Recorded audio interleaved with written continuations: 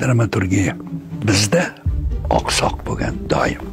Davlat mukofotlariga sazovor bo'lgan spektakllarga ham tomoshabin tashkil etilardi. Hozir endi rejissura ham muammo bo'lib qoldi. Malakasi yo'q. Dublajda ishtirok etmaganlarni ham taklif qila boshlashdi. Ana o'shanda xatoga yo'l qo'yib qo'yishdi.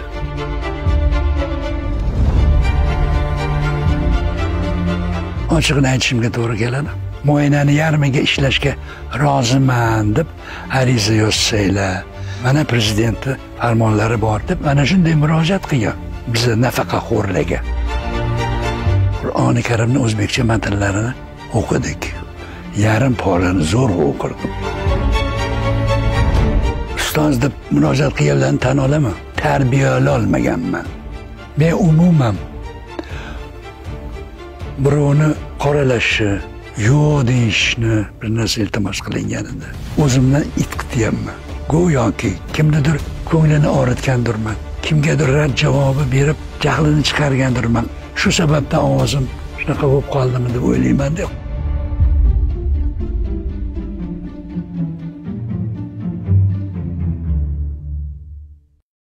Butun umrim sahnada o'tdi. Men oldiniga sahna ishchisi bo'lib dekoratsiyalarni qurardim. Keyinchalik rejissyor yordamchisi bo'ldim. Keyin truppa boshlig'i bo'ldim. U paytdagi Hamza nomidagi O'zbek davlat akademik drama teatrida, hozirgi Milliy teatr. Keyin institutni bitirganimdan so'ng truppaga qabul qilinib, aktyor sifatida faoliyatimni davom ettirdim. Mana 50 yil bo'ldi bu yil institutni bitirganimga. Demak, stajim sahnada 50 yildan oshdi.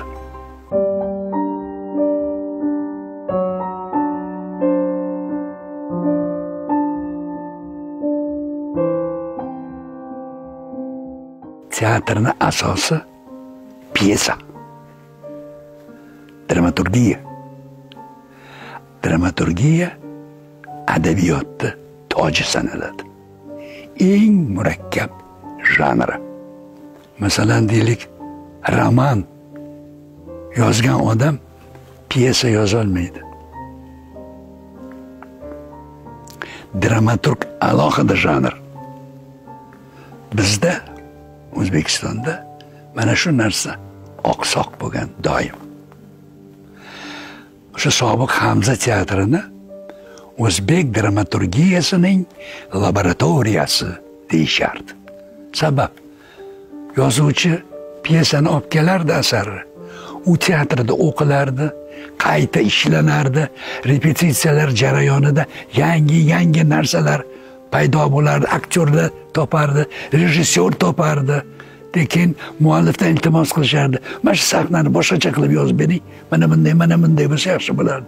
Mana shunaqa qilib, shu darhaqiqat laboratoriya bo'lib, o'zbek dramaturgiyasini tashkil topishida, rivojlanishida, kamol topishida o'sha paytdagi Hamza teatri juda katta rol o'ynagan.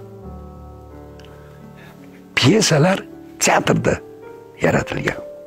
Teatrning rivojlanishiga kerakli darajada yordam bera olmayotgan mana shu dramaturgiya asosan. Hozir endi rejissura ham muammo bo'lib qoldi. Xususan mana ustozim Bahodir Yo'ldoshev vafotidan keyin bitta ikkita rejissyorlar qoldi-da. Shu malakasi yuqori bo'lgan rejissyorlar kam. Yoshlardan sekin paydo bo'layapti, Xudoga shukr. Chiqayapti. Chiqadi. Aktyorlar bor. Aktyorlarni yetishtirib beradi teatr institutimiz. Mana shu uch burchak. Dramaturg, rejissyor, aktyorlar. Spektaklni yaratuvchilar shular. O'sha uch burchakning tepasida rejissyor o'tiradi. Mana shu uchalovi zo'r bo'lganda spektakl ham dahshat chiqadi. Shuning uchun teatr o'ziga xos muammolari bor. Lekin bu muammolar hamisha bo'lgan va bundan keyin ham bo'ladi. Ana shularni yengish oqibatida yangi xalqqa manzur bo'lgan asarlar paydo bo'ladi.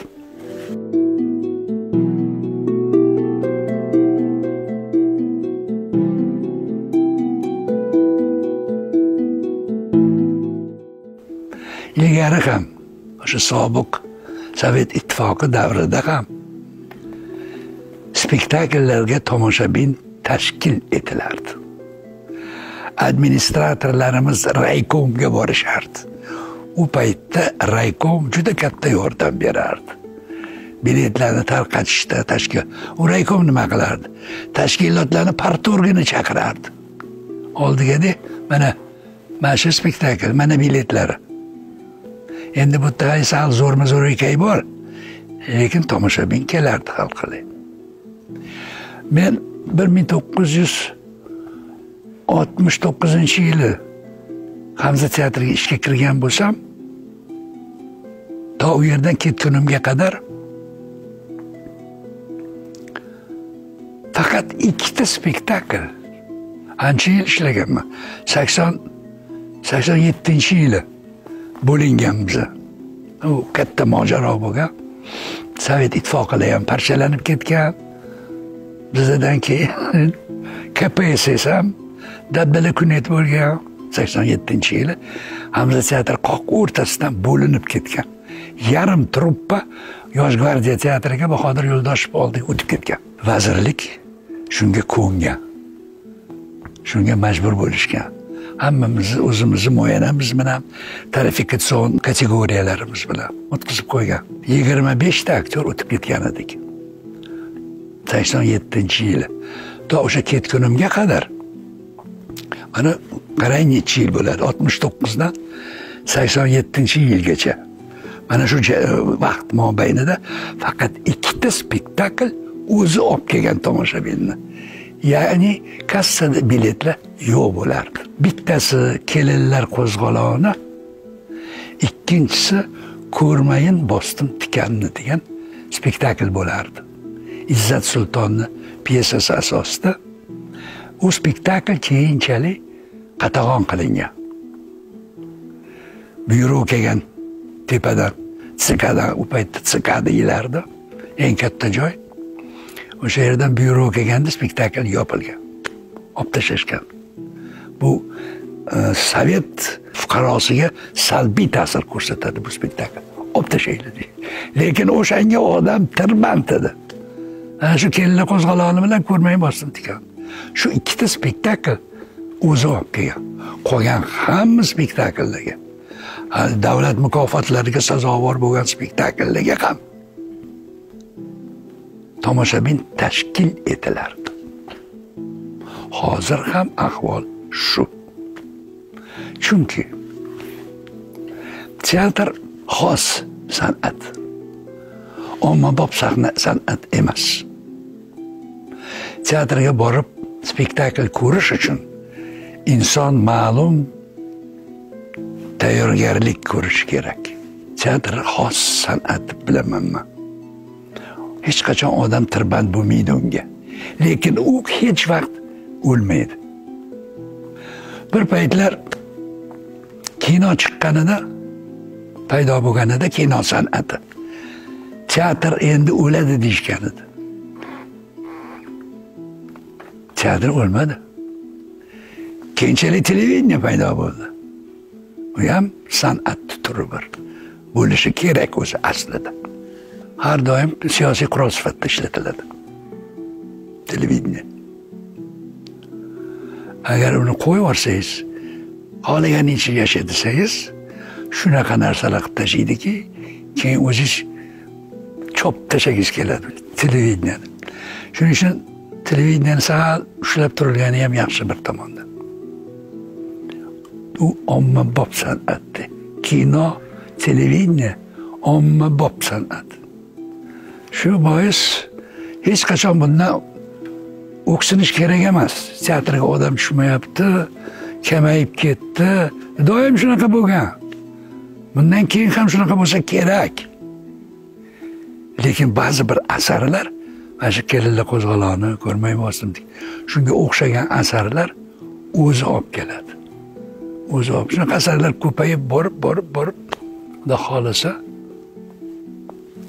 zamon talabiga javob bersa, tomoshabinning ehtiyojlariga javob bersa, ne kelmaydi teatrga? Keladi. Ilgari bizga dars berganida domlalarimiz aytishardi, tomoshabinni tarbiyalash kerak. Sen tomoshabinni ketidan emas, tomoshabin seni ketingdan ergashsin. Shunday o'ynash kerak rollarni. Toki tomoshabin shu baqa bo'lib qarab o'tirib, o'ziga xulosa chiqarib o'zgarsa, ham ruhan ham bu yerda ongi. Ana teatr vazifasi nimada? Asosiy vazifasi. Ko'pchilik teatrga kam tushadi. Ko'pchilik. Umrida teatrga tushmaganlar ham bor. Bor. Odamzodga xos narsa.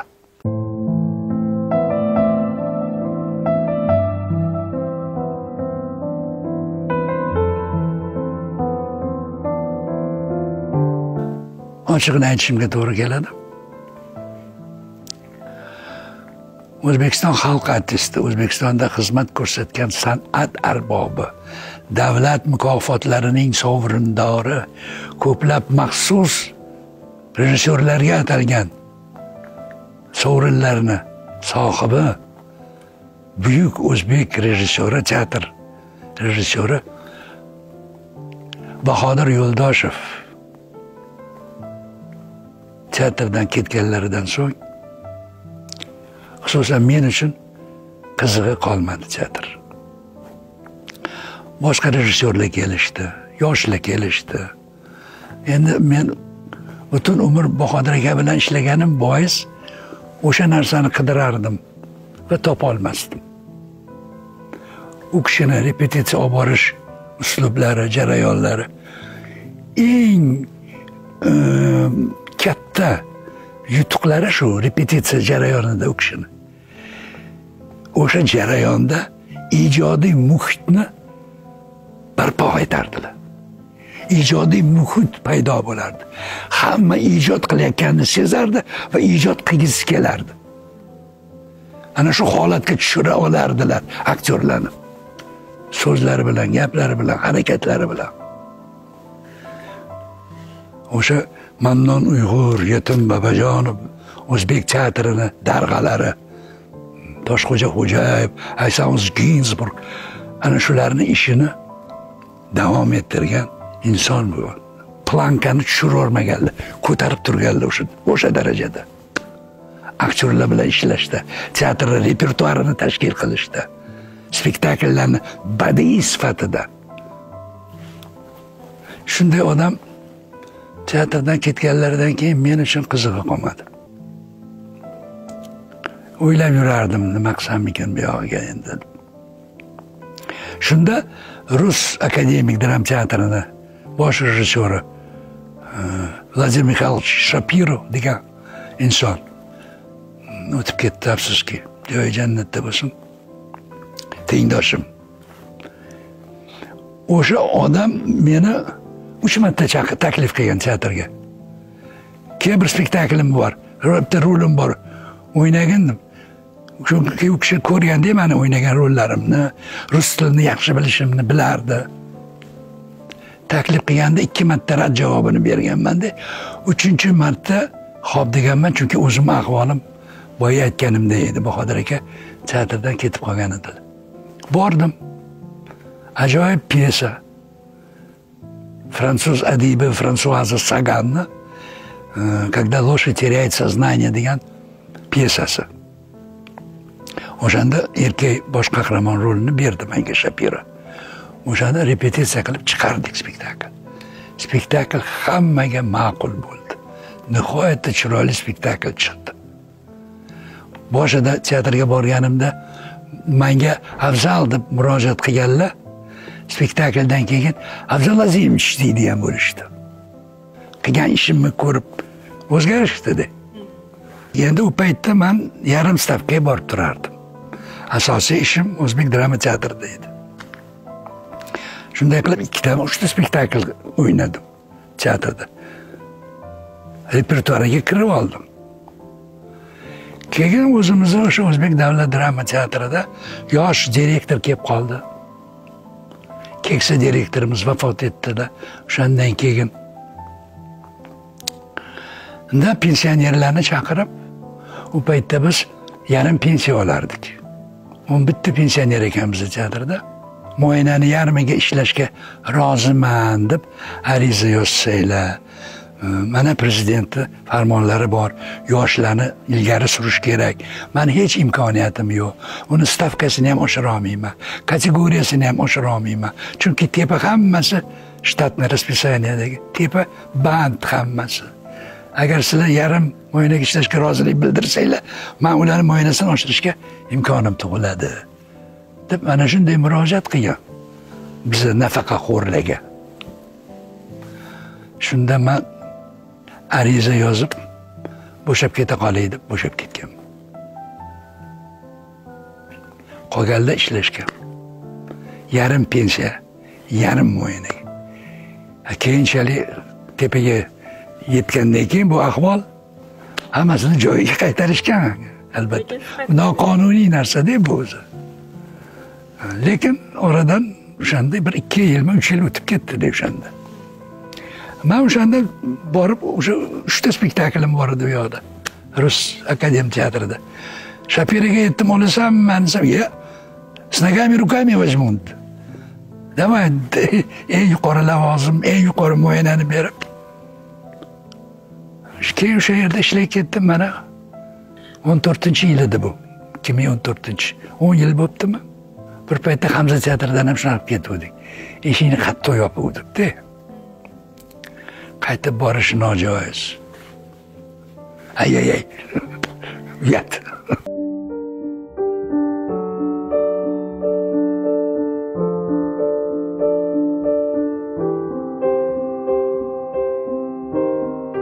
Taxminan 18 yoshimgacha aktyor bo'lib tug'ilish kerak deb o'ylardim.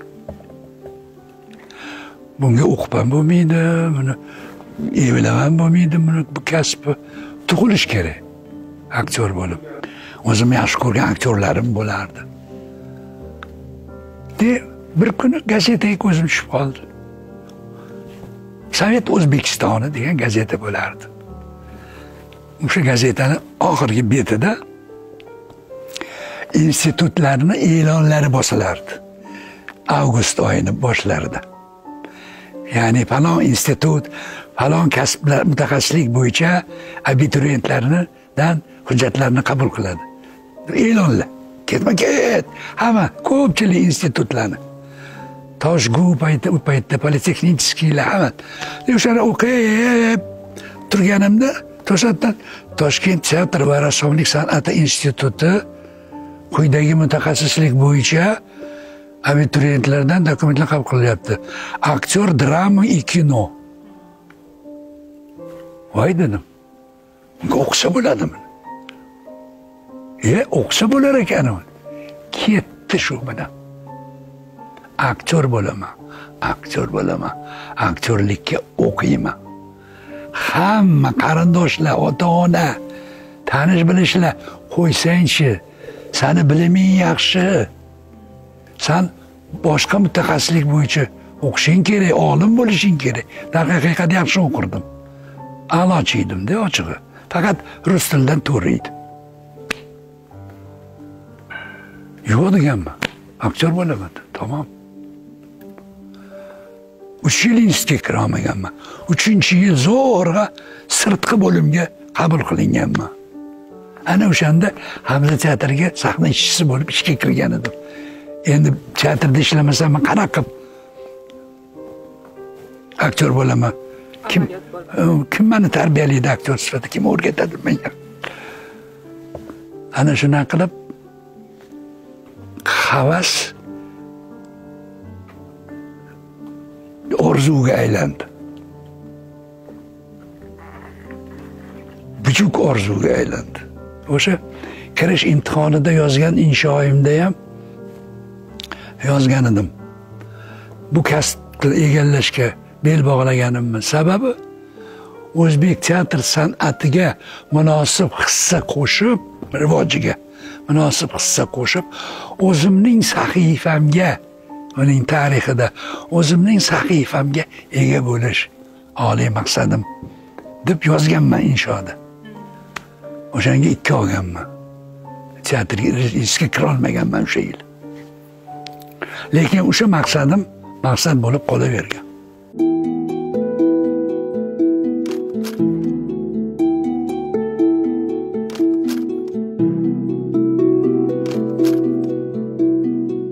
Eng yuqori cho'qqi bilasizmi nimada? Qaysi holatda bo'ladi? Tomoshabin zalida o'tirgan eng yaqin odaming, seni ko'p yildan beri biladigan, qilovlaringni hammasini biladigan eng yaqin odaming sahnada rol ijro etayotganingda seni tanimay qolishi. Spektakldan keyin kelib oldimga, "Я сначала вас не узнал" deb gapirardi. Ko'pchilik shunaqa bo'lgan. Taniy olmagandi oldiniga. Voy, kim ekan bu? Kim? Bir pasdan keyin sekin. Voh, bu afzal ekan-ku. Ana, bu aktyorlikning eng yuqori mahorati. Keyin men yaxshi ko'rgan narsa, xususan Kella qo'zg'oloni spektaklida, boshlanardi spektaklda. Endi bosh qahramon Zaynabpa-yu, Farmon bobo. Farmon bobo sal keyinroq chiqardilar sahnaga. Shu ko'pchilik hamma sahnada bo'lardi. Chiqishlari bor edi, birinchi chiqishlari. O'sha birinchi chiqib sahnaga qadam qo'yishlari bilan tomoshabin zalida qarsak bo'lardi. Hurmatdan. Bu aktyorga bo'lgan hurmat, mehr, muhabbat timsoli. Na выход deydi. Aplodismentni na выход. Hali hech narsa degani yo'q. Ovozi ham chiqqani yo'q, hali hech narsa qilgani ham yo'q. Prosta paydo bo'ldi. Va qarsakka sazovor. Ana bu aktyor uchun shunaqa shirin narsaki, nariyog'i yo'q.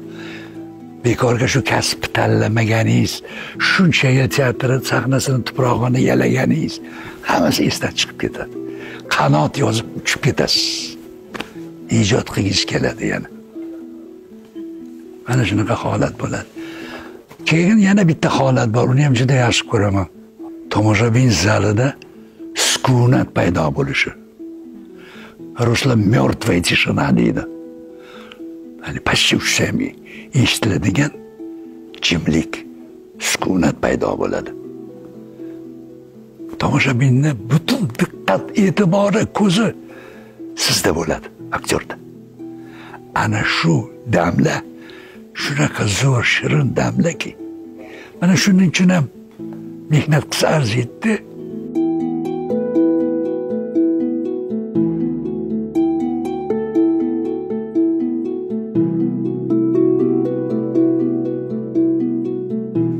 Butun umrim shu teatrda o'tdi.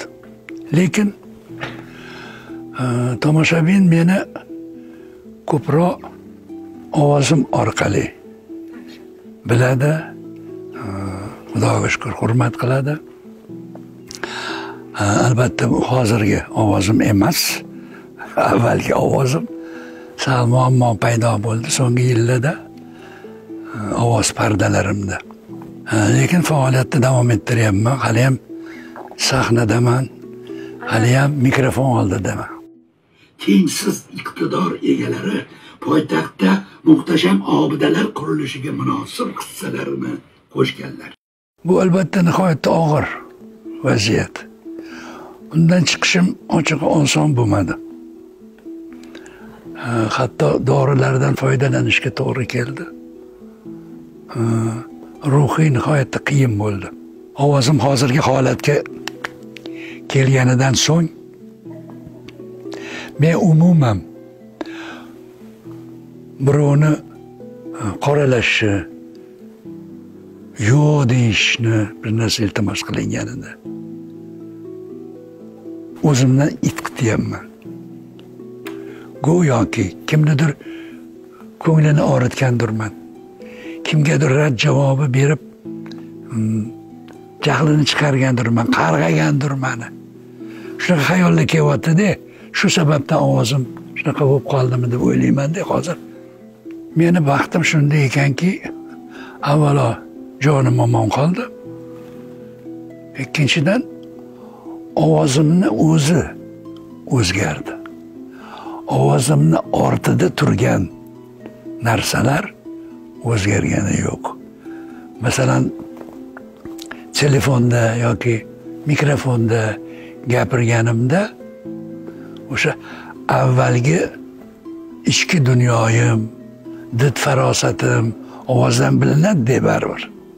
Ana shular bilim hammasi ovozda bilinadi, saqlanib qo'ygan. Chunki o'sha kezlarda ovozim haqida gapirishganda men aytardimki, har bir insonning ovozi o'ziga xos, betakror, noyob, go'zal.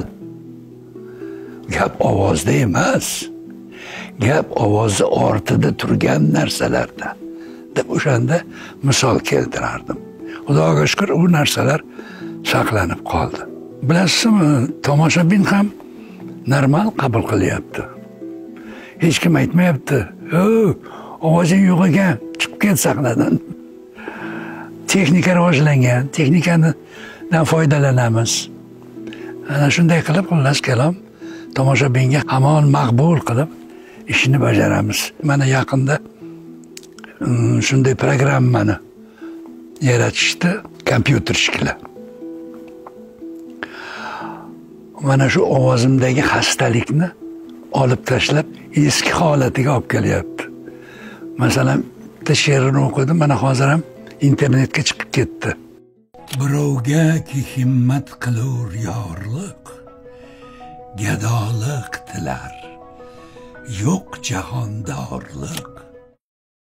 Birovga ki himmat qilur yorliq, gadolik tilar, yo'q jahondorlik. O'zin faqr birla jahondor etar, jahondorlikdan vali or etar. O'sha she'rni yarmiga kelganda u yog'i kompyuter tomonidan o'tkazilgan ovozim chiqdi. Ya'ni eski holatiga qaytdi ovoz. Bu yog'iga qo'rqmasam ham bo'ladi, endi ishsiz qolaman deb. O'sha programma yordamida to'xtab qolgan ishlarimni yana davom ettirish imkoniyatim bo'ladi.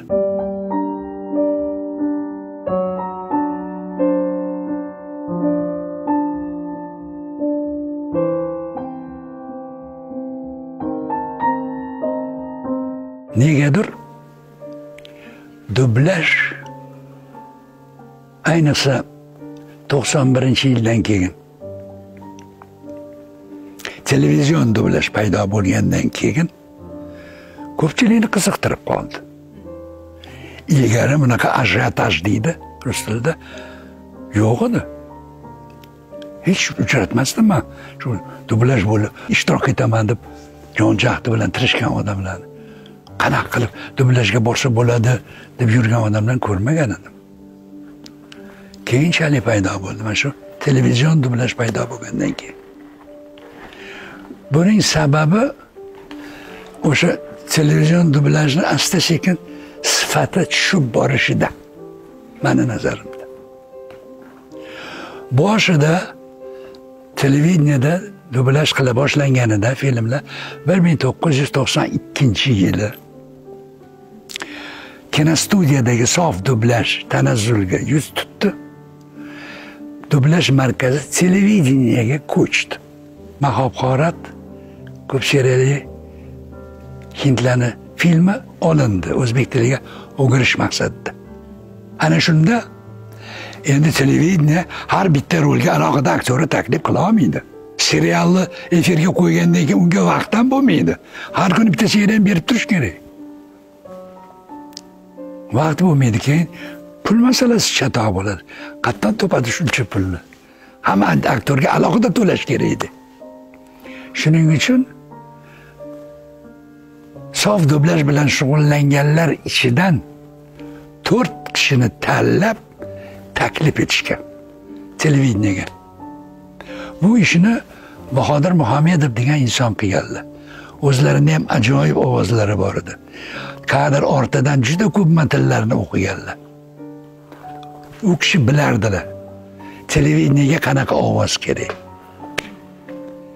O'shanda o'sha 4 kishi Hoji Akbar Nurmatov, O'zbekiston xalq artisti, Oybarchin Bakirova, O'zbekiston xalq artisti, Rimma Ahmedova, O'zbekistonda xizmat ko'rsatgan artist va men.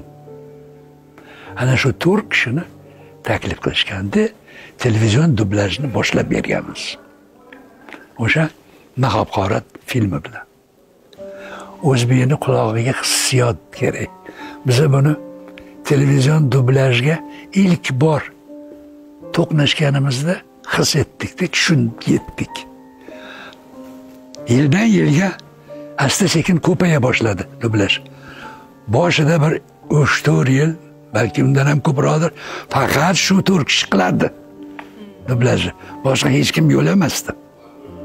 Keyinchalik Dilbar opa Ismoilovani taklif qilganmiz. Morena Clara serialiga. Boshqa odam kelmasdi, yaqin kelmasdi dublajga. Lekin keyinchalik televideniyada hali o'zgarishlar bo'lib, boshqa kanallar ham dublaj qilish imkoniyatiga ega bo'lishdi. Filmlar ko'paydi, seriallar ko'paydi. 4-5 kishi evlolmaydi-yu. Sekin-sekin boshqalarni ham chaqira boshlashdi. Ana o'shanda ko'pincha xatoga yo'l qo'yib qo'yishdi. Malakasi yo'q. Dublajda ishtirok etmaganlarni ham taklif qila boshlashdi. Mikrofon oldiga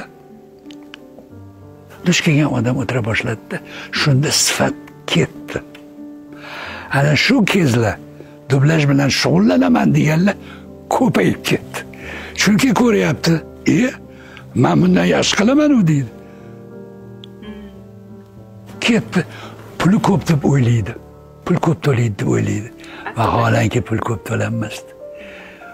Xalq shunday deb o'ylardi odamlar. Bunga misol qilib bitta narsani keltirishim mumkin, ishonasiz shunda. Zikir Muhammadjonov degan SSR xalq artisti, O'zbekiston qahramoni degan buyuk aktyorimiz bo'lardilar. Birga ko'p yilda ishlaganmiz teatrda. Bir kuni shu kishini ko'rib qoldim ko'chada. To'satdan uchrashib qoldim. So'rashib, boshqa qilib Zikir aka gaplashib, keyin Zikir aka bir mahal afzal dedilar. Ha, Zikir aka desam, dublajdan o'qgan pulingni qayerga qo'yapsan deb qoldilar dedi. Voy Zikir aka dedim. Siz shu savolni beryapsizmi menga? Bo'lmasa oddiy odamlardan xafa bo'lmasam ham bo'lar ekan. Hech ko'pmas edi, lekin ko'pdek tuyulardi. Shuning uchun hozir ham deylik sifati u darajada emas. Chunki televizion dublajga maxsus ovoz kerak. Bahodir Muhammedov nima uchun ana shu 4 kishini taklif qilgan boshida? Vaholanki bizdan malakasi ko'p, usta, mashhur aktyorlar bor edi o'sha kezda. Yoqub Ahmedov, Obid Yunusov, Hamza Umarov, To'lqin Tojiyev. Nimaga ular taklif qilishmadi?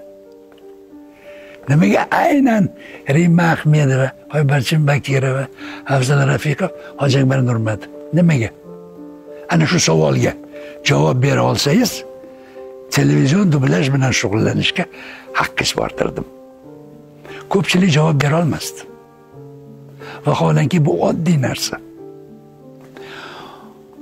Ovozlar ham har xil bo'ladi. Har kim ovozi noyob. Lekin xususiyati bo'yicha agar sizga oson bo'lishi uchun tushunish, ovozni suyuqlikka o'xshataylik. Masalan, suv bor, oddiy suv, yog' bor, to'g'rimi? Aroq bor, konyak bor, vino bor. Suyuqliklar ko'p, to'g'rimi? Hammasining o'zining xususiyati bor. Lekin shularning ichida bitta ovoz Oddiy suv hamma narsaga qo'shiladi. Qo'shsa bo'ladi. Hech qachon joningizga tegmaydi oddiy suv. To'g'rimi? Shunga o'xshagan ovozlar bor. Mana shu 4 kishining ovozi shunaqa ovoz. Ko'pchilik sizni ovozingiz chiroyli edi, juda bizga yoqadi deydigan odamlar juda ko'p. Lekin vaholanki meni ovozimni tanimaydi ko'pchilik. Ba'zan adashtirib qo'yishadi. O'ziga xosligi yo'q. Hali tahlilchilar ilmo qilib ushlab oladigan joyi yo'q. Masalan, Nabi Rahim ovozini tahlilchilar yaxshi qilishardi. Mana bitta bola qilib yuribdi hozir, Erkin Komilov ovozini qiladi, meni ovozimni qilishga urinib ko'radi. Chiqmaydi. Meni ovozimga tahlil qila olmaydi. Erkinniki yana yaxshi o'xshatadi. Chunki Erkinning ovozini ushlaydigan joyi bor. O'ziga xosligi bor. Mani bir hamkasbim birinchi bor shunday deganida hayron qolgan edim, maqtayaptimi meni yo so'kayaptimi deb tushunmadim-da. Lekin keyinchalik o'ylab ko'rsam, eng yaxshi maqtov ekan bu. Jonga tegmaydigan ovozlaringizni eshitib yurib biz degan ko'rganida meni bir hamkasbim. Shu jonga tegmasligi. Televizorda ko'rayotgan odam, filmni ko'rayotgan odam o'zbek tilida padaringgalarni tipshab bitib boshqa kanalga o'tmasin. Oliy maqsad nimada aktyori? Tomoshabinga filmni ko'rishda xalal bermaslik. Mana televideniyada aktyorning oldida turgan eng oliy maqsad. Oddiy suvga o'xshaydigan ovozlar bor. Albatta bor. Lekin ularning ichida aktyorlar bormi yo'qmi Xudo biladi. Dublaj bilan shug'ullanish uchun aktyor bo'lish kerak. Ko'pchilik rassommi o'zi, boshqa ish kasb vakilimi shu dublajga qiziqib mikrofon oldiga boraveradi. Dublaj qilmoqchi bo'ladi. Aktyor bo'lish kerak. Dublaj qilish uchun sahnada bitta ikkita rol o'ynagan bo'lish kerak. O'zbekistonda dublaj san'at darajasiga ko'tarilgan edi. Dublaj maktabi mavjud edi 90-yilgacha. Bu maktabni yaratishda atoqli adiblar, buyuk rejissyorlar, betakror aktyorlar jonbozlik ko'rsatishgan. Lekin o'sha 90-yilga kelib bunisi tanazzulga yuz tutdi. Sof dublaj yopildi. Ochiq. O'sha boya aytganimdek, dublaj markazi kinostudiyadan, O'zbek film kinostudiyasidan O'zbekiston televideniyasiga ko'chdi. Lekin u mutlaqo boshqa narsa. U dublajga o'xshamaydi. Mutlaqo. Lekin vaqt o'tgan sari o'zgarishlar dunyoga kelgani sari o'sha sof dublajga ham ehtiyoj paydo bo'lsa kerak deb o'ylayman hozir. Mana shu kunlarda. Chunki hozir ba'zan televideniyada namoyish etilayotgan filmni ovozini mutlaqo olib tashlashadi. Hammasini olib tashlashadi. Tarjima ketadi. Albatta televideniyada hali lablarini ochilib yumilishigacha tushirib bo'lmaydi. Vaqt nuqtai nazaridan tushirilsa bo'ldi, ya'ni gapira boshlaganda boshlab, gapni tugatganda sen ham tugatishing kerak. Mana shu hajmda hozir ishlanyapti. Meni nazarimda yomon chiqmayapti. Hozir mana shu kunlarda o'ylab qoldim. Shu sof dublaj ham qaytib kelsa kerak-ku deb. O'sha o'zbek dublaj maktabida orttirilgan malakalar ko'milib ketgani yo'q. Ular bor. Ularni o'zida joy qilgan insonlar bor qani. Ana shular yordamida yana rivojlanib ketsa kerak deb o'zimcha fikr qilib yuribman hozir.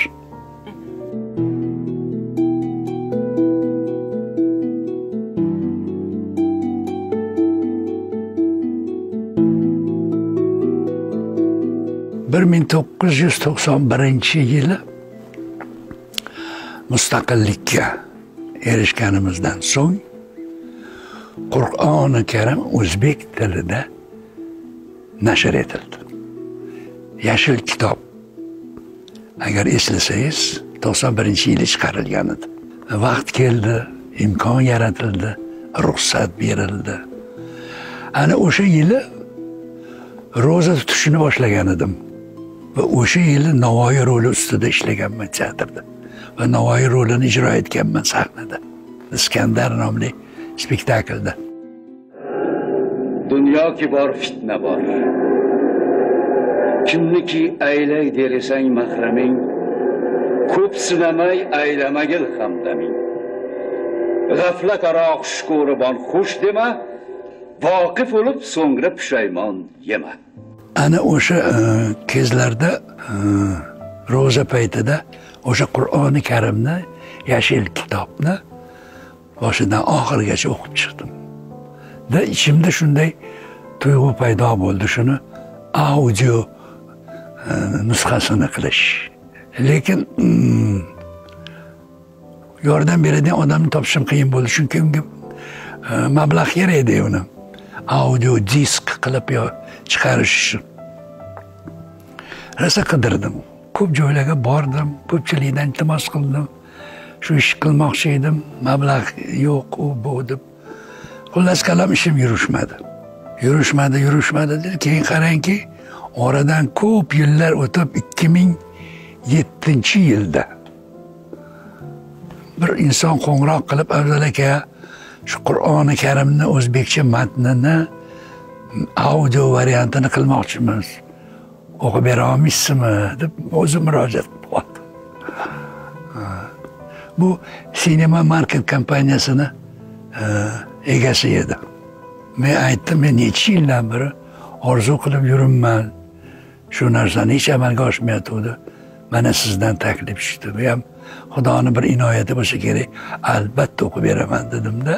Qur'oni Karimning o'zbekcha matnlarini Shayx Abdulaziz Mansur tarjimalarini o'qidik. Mehribon va rahimli Alloh nomi ila.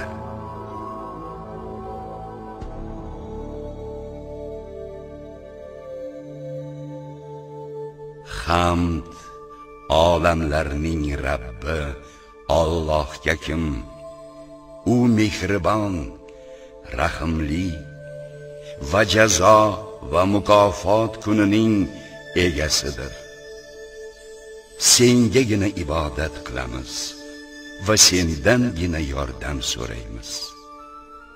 Bizni shunday to'g'ri yo'lga yo'llaginki, u sen in'om etgan zotlarning yo'li bo'lsin. G'azabga uchragan va adashganlarning emas. Shayxni o'zlari tekshirib berardilar har o'qib bo'lganimdan keyin. Taxminan bitta yozganimda shu yarim porani yozardim-da, hatto bitta poraga kuchim yetmasdi.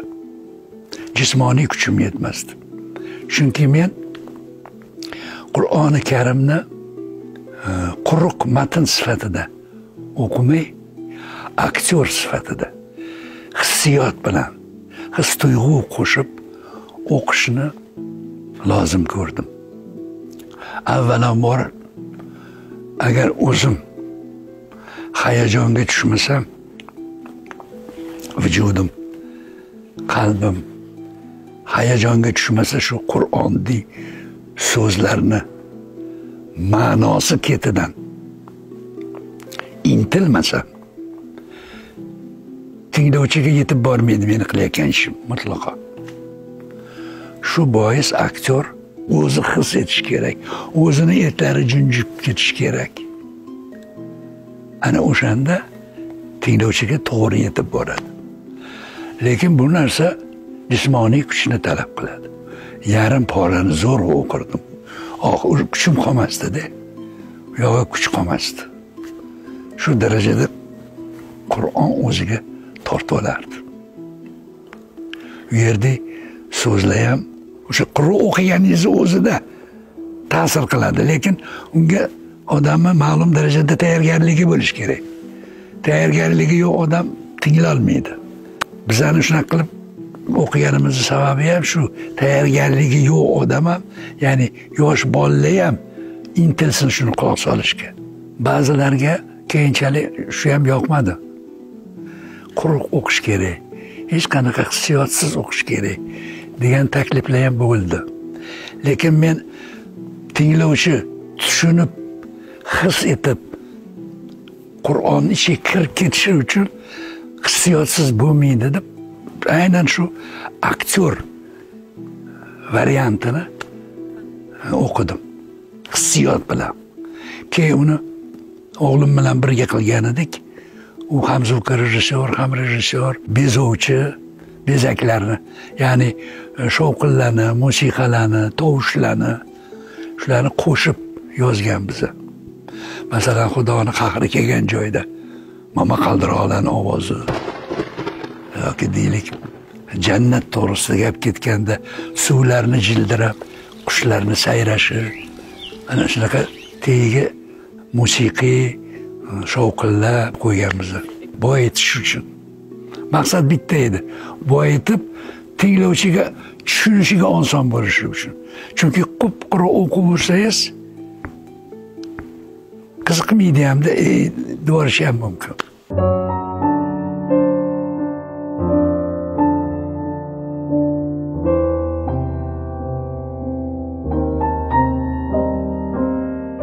Zakotni ham bermayapti degan. Said Mahram, zakotchilarni olib boy Saribiyni qoshiga boring. Podshohlikning zakotini kechgacha olib kelishsin. Mirza, yoz. Qo'ng'irotning katta kichigi Alloh va podshoh oldida teng deb yo'lga jar solsinlar. Erlari uyda turib, xotinlari savdo qilur degan gapni eshitganmisiz? Oxir zamonning alomatlaridan bu. Astag'firullah domla. Oxir zamonga hali ancha bor. Yo, men o'zimni aytayapman, jo'ra. Har bandaning oxir zamoni o'zi bilan ekan. To'g'ri aytasiz. To'g'ri. Kinoni bir xususiyati bor. Chehra, insonni chehrasi kinobob bo'lishi darkor. Kinoda suratga tushishi uchun. Ya'ni ruschada kinogenichnost deyiladi. Telegenichnost bor, fotogenichnost degan narsalar bor. Insonni chehrasi shunga mos bo'lishi kerak. Xudoyim menga unaqa chehra bermagan. Suratlarda men o'zimga hech qachon yoqqan emasman. Ba'zi insonlar hayotda taksim edishda yomon emasın deysiz, lekin suratda zo'r chiqadi. Kinoda zo'r chiqadi. Mana sizga misol, SSSR xalq artisti, atoqli aktyorimiz Shukur Burxonov. Hayotda yuzlari cho'tir-cho'tir, burunlari katta, og'izlari katta. Shunaqa edilar-da hayotda, unda to'qnashsangiz. Lekin ekranda mahliyo bo'lib qolardingiz u chehraga. O'ziga shunda tortib olardi. Kinoda hamma narsani chehra hal qiladi. Teatrda unaqa emas. Teatrda unaqa emas. Shuning uchun kinoda ishim yurishmadi. Inchunun sharqona emas meni chehram. To'g'rimi? Yoshligimda hech kim o'zbek demasdi.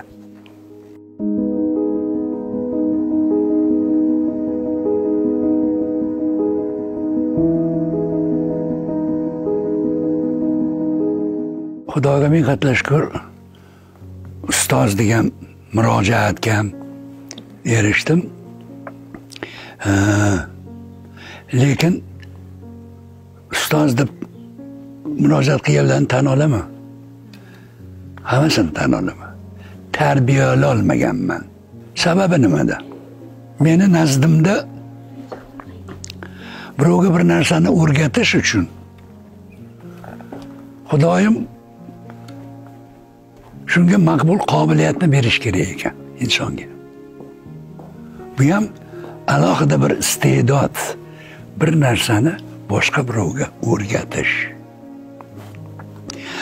Aynan shu xislat menda mutlaqo yo'q ekan. Halizgacha o'rganishni ma'qul ko'raman, o'rgatishdan ko'ra. Yangi rolga qo'l ursam, hamisha butun qilgan ishlarim, O'zbekiston xalq artisti ekanligim, hammasini itqitib tashlayman orqaga. Go'yo kecha institutni bitirib, endi sahnaga qadam qo'yayotgan aktyor sifatida yondashaman o'sha rolga. Bo'lmasa natija siz xohlaganday bo'lmaydi. Urinib ko'rdim. Teatr institutiga borib, nutq madaniyati bo'yicha 3 oy dars berib ko'rdim. Bo'lmadi. Hech botmadi. Ko'nglimga botmadi-da. O'zimni majburlardim. Yog'imdan ushlab sudrardim, bor institutga o'rgat. Bo'lmadi, oxiri qochib ketdim. O'zim qiynaldim-da. Keyin o'ylab qilaman, o'zim qiynab, yo'q ekan menda bu qobiliyat. Bo'ldi. O'rganib yurur. O'rgatgandan ko'radim. Shu bois shogirdlarni o'z qo'lim bilan tarbiyalagan emasman. Lekin maslahat so'rasa, bir narsani yo'l yo'rig'ini qanday bo'lishini so'rab qolsa, albatta jonu dilim bilan javob beraman.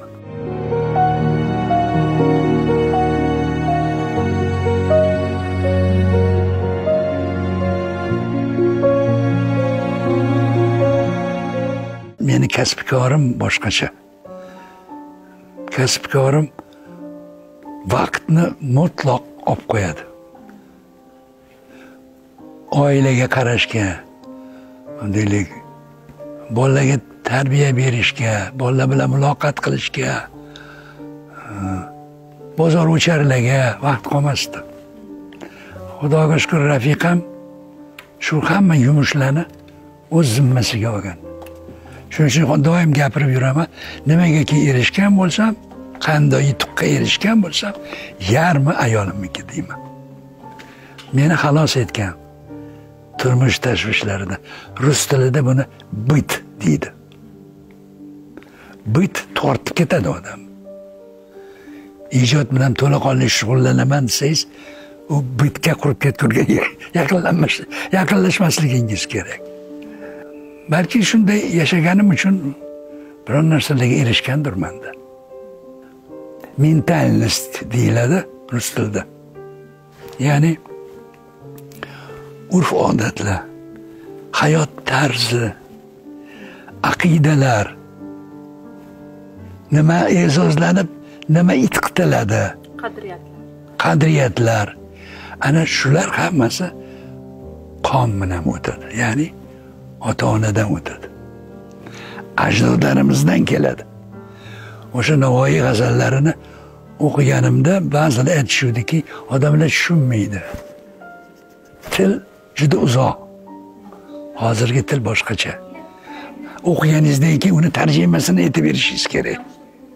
Men aytardimki, yo'q, Navoiyni qanday yozgan bo'lsa, shunday tomoshabinga yetkazaman deb urinardim va shunda amin bo'ldim bir necha bor. Ongim ham tushunib yetmagan joylarini tinglovchi ruhiyati bilan, qoni bilan tushunib yetadi. Chunki bizni qonlarimizda, tomirlarimizda oqayotgan qonda ajdodlarimizdan bizga o'tib kelgan genlar bor-ku axir. Hali 12-13 yasharli bolalar ham Navoiyni o'qiganimda baqa bo'lib quloq solib turib, keyin shunaqa qarsak chalishardiki. Nima ular hammasiga tushundi deb o'ylaysiz?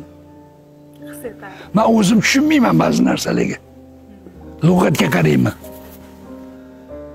Ana o'sha ota-onadan meros o'tadigan narsalar ana shunga olib keladi. Hissiyot bilan, qon bilan, ruh bilan tushunib yetishadi o'shanga. Ana shu narsalar ota-onadan farzandga o'tadi. Ota-onamga rahmat. Chunki rus maktabida o'qishimizga qaramasdan uyda o'zaro gaplashganda rus tiliga o'tib ketgan paytimizda dadam, onam o'zbekcha deb turishardi. Agar shu ish qilishmaganida xudo biladi nima bo'lib ketardi. O'zbek tilini yaxshi bilmaydigan o'zbeklar ham bor. Hozir endi kamaydi, lekin o'sha mustabid zamonidan bu yoqqa o'tganlarda bor edi. Bir narsani aniq his etaman doim. Ya'ni oilamizda, umuman avlodimizda Toshkentlikman men. Ana shu Kamolon mahallasidan Chorsu bilan Bechorshi o'rtasi. Oilamizda, qarindoshlarning orasida tog'alarim, xolalarim, ammalarim san'at nihoyatda e'zozlanardi. Hali gap borku, mehnatsiz hayot o'g'irlik, san'atsiz hayot vahshiylik. Inson ma'naviy ozuqaga muhtoj bo'lganligi sabab boshqa jonzotlardan farq qiladi. Agar mana shu xususiyati, xislati bo'lmaganda edi, inson ham bir hayvon bo'lardi, qolardi. Insonga ma'naviy ozuqa kerak, chunki unda tafakkur bor.